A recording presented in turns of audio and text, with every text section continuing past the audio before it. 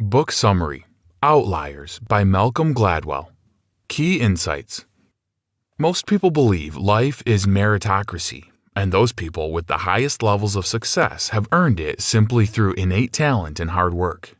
However, studying these successful outliers can help illuminate the false beliefs underlying the idea of the self-made man. Outliers show how some people can achieve great success while others, even with similar innate talents or abilities, do not.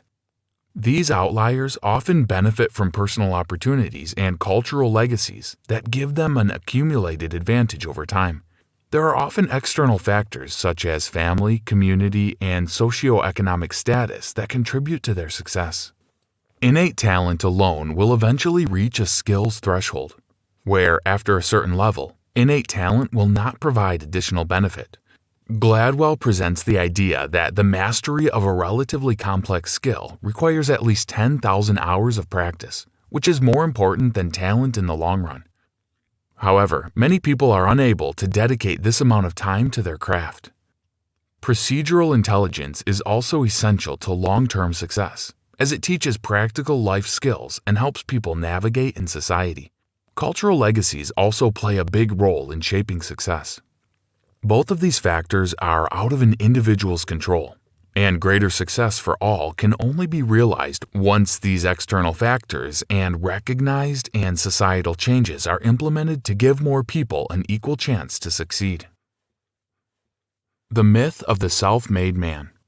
Studying statistical outliers can help shed light on the societal factors that lead to extreme success or failure.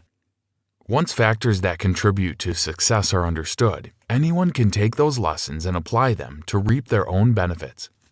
Similarly, researching negative outliers can help illuminate solutions. People tend to give credit to individuals for their own success because they believe success comes from innate talent and hard work. The myth of the self-made man is prevalent in America because it is a culture that values individualism. The American dream is the belief that all Americans are capable of upward mobility through hard work and perseverance. However, this means people tend to ignore systemic forces that contributed to individual success. The idea of the self-made man and the American dream is a myth that perpetuates systemic inequalities, and research has largely disproved it. In reality, the United States has the lowest amount of social mobility in the Western world. However, most Americans overestimate the possibility of economic advancement, especially those who are the most economically disadvantaged. This can cause lasting harm to marginalized children, who feel responsible for their lack of social mobility and thus experience low self-esteem and begin engaging in high-risk activities. Small advantages can lead to big success. Accumulative advantages are small competitive edges, often seemingly arbitrary, that increase over time. An example of a cumulative advantage is when someone's birthday falls.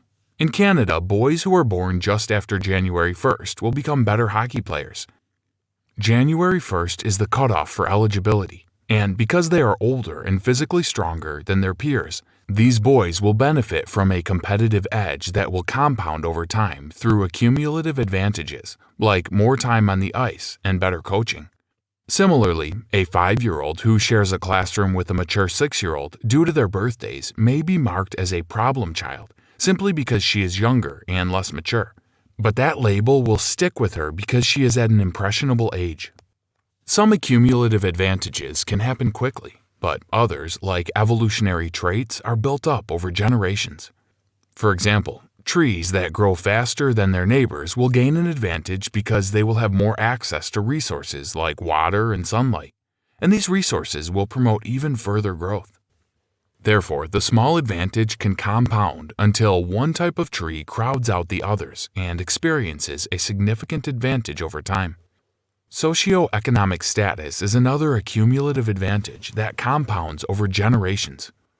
However, once people become aware of the systemic factors in play that contribute to unfair accumulative advantages, they can begin to put practices into place to help even the playing field and mitigate the effects of cultural or socioeconomic disadvantages. Practice versus talent. Success requires two things: talent and practice. While some people may have a natural aptitude for certain subjects, practice matters much more than talent in the long run. Innate talent and skills will eventually reach a threshold where the marginal increases will stop being an advantage after a certain point. After reaching that threshold, other factors such as luck, timing, connections, and practice are more important for success. Gladwell claims that it takes a critical minimum of 10,000 hours of practice to become a master at a complex craft. Of course, not everyone will have the available resources to dedicate 10,000 hours to practicing a skill. Many people lack the time or money necessary to commit 10,000 to practice, even if they have natural talent. However, Gladwell's 10,000 hours theory is controversial, and he has since clarified that his theory also acknowledges a certain amount of natural talent, refers only to skills that are somewhat intellectually complex, and is meant to be an average, not a hard and fast rule. Procedural knowledge. Wealthy parents tend to be more involved in their children's lives than economically disadvantaged parents. Wealthy children have more hands-on guidance, more life experiences, and more resources at their disposal, so they are able to develop practical life skills. They have a large advantage when it comes to learning procedural knowledge, which is not innate but has a significant impact on long-term success. They are taught how to act in social situations, how to interact with authority figures, and how to customize situations to get what they want. They have a greater sense of entitlement that comes from a broader comprehension of practical intelligence. Less wealthy children are not as well supported, so they lack procedural knowledge and are not taught to cultivate practical intelligence. They are more likely to do what they are told by authority figures rather than customize situations because they lack a sense of entitlement. This decreases their chances for long-term success. To help counteract this, Harvard's Graduate School of Education developed the Practical Intelligence for School program for middle schoolers, which was designed to help children develop practical life and planning skills, explain resources that are available to them, and understand expectations. The 6 levels of mitigated speech. According to linguists, there are 6 levels of mitigated speech. Mitigated language is more coded and less direct, and is generally used by people with less power when speaking to an authority figure. The person with more power will use more direct, unmitigated speech. However, for many jobs that rely on urgent and clear communication, unmitigated speech is best, regardless of the power dynamics. The first level of mitigated speech is direct, clear, unambiguous, and contains no mitigation. The second level of speech is a crew obligation statement, which is still direct but is team-oriented and uses we instead of you. The third level is a crew suggestion, which is team-oriented but offers a suggestion rather than a direct statement. The fourth level of mitigated speech is a question. The fifth level is hesitant and offers a preference rather than a direct statement. The sixth and final level of mitigated speech is a hint, which is coded, non-direct, and ambiguous. Cultural legacy and communication styles. Communication styles are shaped by cultural forces. Waftism, the idea that language shapes a specific worldview, is almost 100 years old. Research shows that being bilingual influences the way people experience the world, and individuals report feeling that their personalities change depending on which language they are speaking. Therefore, one way to circumvent culture legacies is to learn a second language. Switching between languages can help an individual change their perspective and experience the world differently. This can also help explain why Asian children tend to score much higher in math than Western children. Asian children do not necessarily have an innate talent for math. Rather, cultural differences and pedagogical techniques play an important role in developing mathematical skills. Asian languages tend to express mathematical concepts clearly, while the English language requires more mental gymnastics to understand mathematical concepts, which can lead to more mistakes. They are also taught to add numbers up at the same time they are taught the words for the numbers. Asian schools are also more conducive to learning problem-solving skills rather than teaching with the goal to score well on standardized tests as American schools do. Asian culture also values a strong work ethic and tenacity, so Asian children will often persist at a difficult math problem for far longer than their Western counterparts. This is an example of their cultural legacy.